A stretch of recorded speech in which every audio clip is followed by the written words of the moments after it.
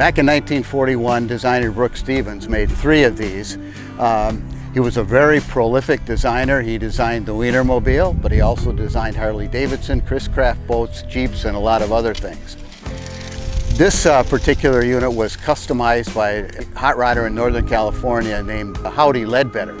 And Howdy took the shell of one of the 1941 Western Flyers, cut it in half, expanded it 47 inches, put it on a different motorhome frame, actually a 96 Ford motorhome frame, and proceeded to make it into one of the coolest campers around. Everything on the outside of the vehicle was made in 1941. It now has a Lincoln 460 in it, so it has about 350 horsepower. So I just actually had the body redone, so now it's got like 4 coats of paint on it and clear coated and everything. When it was resto modded, they made it a little more Art Deco, not only in the colors, but you can see in the fender skirts. They put dual wheels on the back.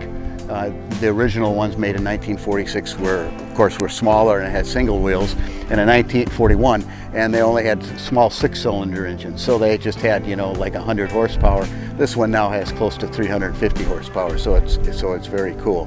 And they also added the wing on the back.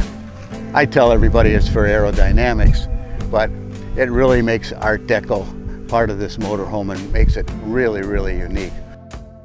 All the windows in here are power, so you don't even have to have it cranked. They all go down.